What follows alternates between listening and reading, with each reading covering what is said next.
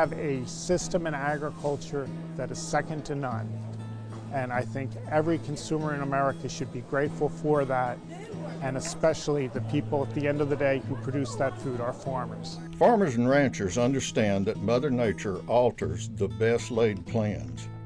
Do you? We've made great strides in our agriculture yield-wise. We're able to, with the proper weather conditions, we're able to really produce.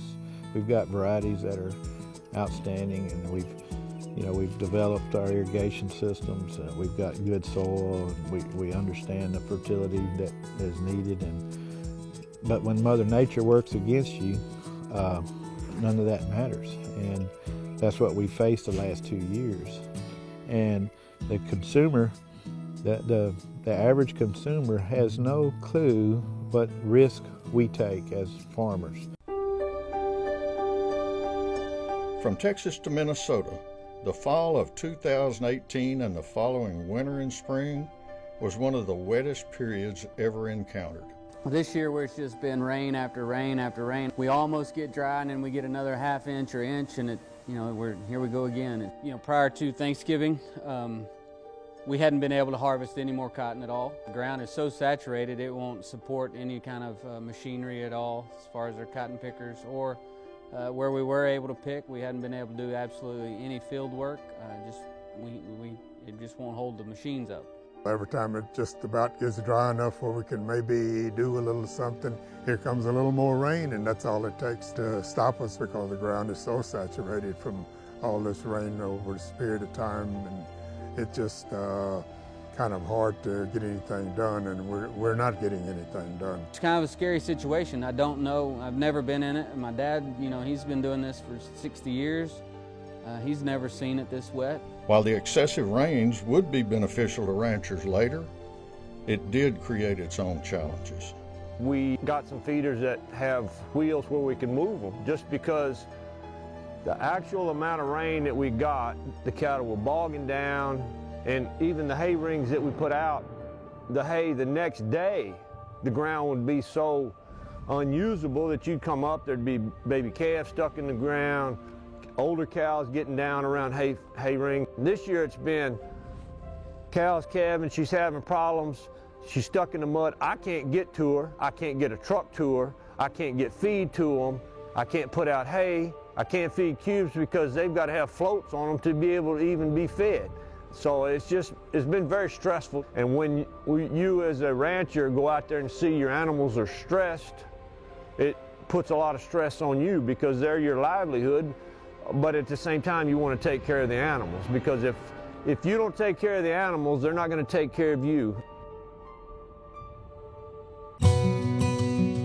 We can raise what consumers want, but we have a responsibility to protect our cattle. If people want food without any antibiotics, that's certain, that never have been given antibiotics, that's certainly their privilege. But what I do have a problem with people saying, okay, but if you're eating meat raised in a conventional manner, then you have risk. I would argue that you do not have risk. Everybody has things they get upset about and they're more alarmed about, and it's kind of a sensational deal. And again, a lot of it's a marketing ploy. I mean, we have to be frank about that, right? To survive in any livestock production, we've got to be good caretakers and good stewards of the cattle or the livestock. We've got to make sure that whatever antibiotics we use it to where it will benefit those cattle. But the bottom line is we've got to do what's right for the cattle, and if we do what's right for the cattle, then it makes it right for the producer too. A claim of value driven by a claim of absence on a product that never had it in the first place can be deceiving. Because people are advertising things that may not even be in that product to begin with. For example, I looked at ground beef patty the other day and I saw that it said gluten-free. And in reality, there is no gluten in any beef products whatsoever. I want to market against just the normal product, then I'm going to have to kind of lower the trust that you might have in that normal product. By putting labels on may not mean anything, like gluten-free, which there's no gluten in beef, or GMO free, which there's no GMOs, and beef is not a GMO product. And a lot of times the cheaper food is just as good as the higher priced food that was marketed and just put a higher price on it and calling it something that maybe wasn't ever in there to begin with. It's not good food versus bad food, it's just a choice. That corn is the same, whether it came from a GMO plant or a non-GMO plant. The kernel is exactly the same. And so when you put GMO on there, you're actually saying, well, you can't trust that one, you can trust this one. You're trying to, again, market it differently. The anti-GMO industry began in Europe, actually, in order to beat back the export of our food into Europe. There have been thousands of experiments proving beyond a shadow of a doubt there is zero harm. So it has no basis in fact, but it began in Europe, and then it was picked up by people who are anti-agriculture for reasons I don't understand exactly, though I'm sure it has to do with money. We're not opposed to choice, but forcing somebody else to have to go down a more expensive food route is not, that's why this country is so great. We became a cheap food source, or inexpensive, not cheap, and allowed us to not have to farm all the time to sustain our life. We could go to the city and make more money, and then we want to dictate how the ones that are out there staying on the ground provide your food. That's always been the case, but now we've got 97% of the population sitting around that don't know how to produce food, trying to tell the 3% that do know how to produce it what's best. That's not a good system. We don't mind you eating something else, but don't call it beef. We've always had alternatives to beef, and there's plant-based alternatives are going to be out there. They always have been. At the national level, they've decided to protect the term beef because people are looking to buy beef. So the meat, Beyond Beef burger probably wouldn't work. Beyond Meat, maybe. But we are trying to protect the terminology that represents our product directly. And I think that is a lesson we learned from the dairy industry, that we've got to be proactive. It didn't look like a big deal when the first carton of almond milk showed up, or soy milk, but now it's quite the business, and it's not the same product. And they're trying to create or replicate a really good quality eating experience by mixing chemical compounds together, which is it's interesting because the other move on the anti-meat campaign is to get away from processed meats. Well, these plant-based burgers are nothing but processed ingredients piled together and stuck together with chemicals. Exports are critical to the health of America's farmers and its rural communities. Around 20% of gross cash income comes from overseas sales. With retaliatory tariffs, American agriculture is being used as a bargaining chip from all sides. Among the sectors of the U.S. economy, the only sector since 1960 that has run a positive surplus, meaning that we export more than we import. The only sector in the United States that has been consistently a net exporter is agriculture. The U.S. has the lowest system of tariffs of any country, import tariffs, of any country in the world. What does that mean? We have the most open borders of any country in the world, and that's a fact, and it's been that way for a long time. So there's a reason why we have imported more from China than we have exported. They have more barriers. Since we don't have a free trade agreement, when we ship beef to China, normally we pay a 12% sales tax, call it. And now with the retaliatory tariff, that's an additional 25%, and they're just added together. So 37% sales tax is what I have to pay now as an importer in China. We've had a number of presidents that have been justified for doing something. This one just did. He decided to do it. We've had countries taking advantage of the United States and our generosity for a long time. And while it's causing pain right now, we hope that it's all going to be worth it at the end. That's the hope.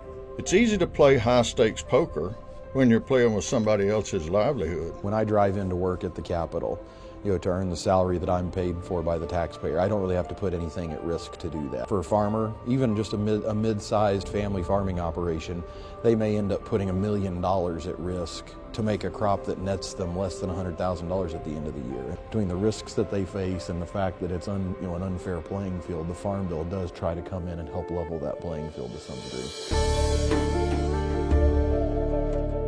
I'm still trying to learn about climate change, but I am pretty sure that my air out in the country is cleaner than yours in the big city. As we speak, we are changing the entire narrative around greenhouse gases, how much methane comes from beef and so on. And that's where the notion comes from that we either stop eating beef or the world comes to an end. The world will not come to an end. But what these people don't say is that this methane does not stay in the air for 1,000 years, like CO2, but for 10 years. Because what that means is that the same amount of methane that's produced every year is being destroyed. Because there are chemical processes in the atmosphere that destroy methane. That's not the case for CO2. That story is not being told. And I tell you, it will be told. It's very important. And so the storyline in and around methane and in and around greenhouse gases will change fast. And those people who lean themselves out of the window a little bit too much right now, they're likely to regret it in the years to come, because they are saying a lot of hogwash out there. A cooperative from Iowa faces the same issues we do. The average person today in the state of Iowa is not involved in ag, and being in a state that is so dependent on ag, they have no idea of the technology that this industry utilizes today to do things right and to protect the soil and the gift that we were given. We live in some of the richest soils in the world, and our job is to leave them better than when we got them. And people don't realize how much farmers care about doing just that. From the ground up, it's our story to tell. It's a conundrum because we have, on the one hand, farmers and ranchers who are world-class, the best of the crop in the world, so we have a lot to be proud of. But on the other hand, these same producers are not very good communicating, okay? And that's a problem, because the storyline is now told by people who have a beef with beef. In today's world, it's too easy to believe that water comes from a bottle and eggs come from a carton at H-E-B. And we, as producers, have I think, more of a responsibility to provide that education. We much rather go home and close the gate and just tend our own business. But I think if we're going to develop support for what we do, we've got to be a little more vocal and proactive in helping people understand what we do and why we do it. So it's not just a question of misconceptions and people not really knowing where their food comes from, but there are many people very actively working to destroy the reputation and the legacy of this industry. Keep talking about agriculture. I think that's the key. So my neighbor runs P6 Farms, and every week they regularly have children and adults that have never seen a horse in person, or a cow in person, or corn in person. And that's continually shocking to me. Where are they learning about where their hamburger comes from, or where their chicken nuggets come from, or where their apples come from? They don't know. And so the information they seem to be getting seems to be information that is formed by an agenda. And that's sad, because agriculture is generally represented by very humble people and that are not good at telling their own story. We're recruiting the next in line. My boys, they want to get involved in it, and it's like, we really want to bring them in, but then a year like this, do I really want to put you into this situation? You want to bring them in, definitely, no hesitation at all, because we got labor shortages. It's they understand the technology on the tractors, they understand all that kind of information, or stuff that's available. So I want to bring them in for sure, but it's, do I want to bring them into the environment, the financial environment or situation that we're in right now? Got to have the new, younger generation involved. because I don't want to rely on China or Russia or whoever else. I'd rather rely on an American to help feed us and clothe us. It's just going to be a situation or a risk that they got to be willing to take, and they seem to be willing to do it. So let's go. Farmers are the same everywhere. They just have a different set of tools they deal with and a different resource they utilize. Other than that, a farmer's a farmer everywhere. There's times I've always wanted an inside job when it's nasty and wet outside, but at the same time, when it's April and it's 75 and I can get in my truck and just drive around and look at cattle, everything balances out. You know, what you find about people in agriculture is they're the hardest working, most devoted people around. I think they know they're blessed to do what they do, and they're willing to ride the ups and downs of agriculture because of it. The fact that they get to work with their son every day, or their daughter manages the business side, or the wife is the chief marketing officer, it just makes it all that much more special.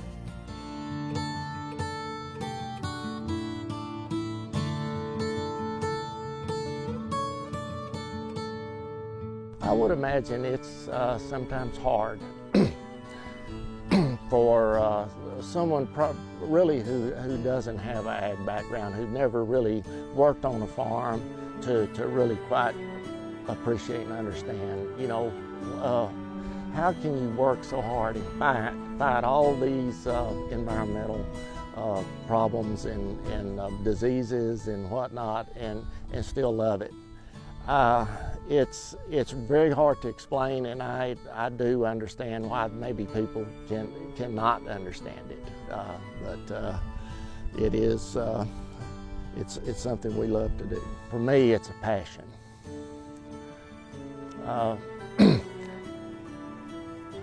I'm on vacation every day, and I'm not kidding. Even with all these problems, I'm on vacation every day. I was thinking the other day, if I was AG for a day, and I don't mean Attorney General, but if I was assistant to God for a day, what would I do differently? What would I wish for?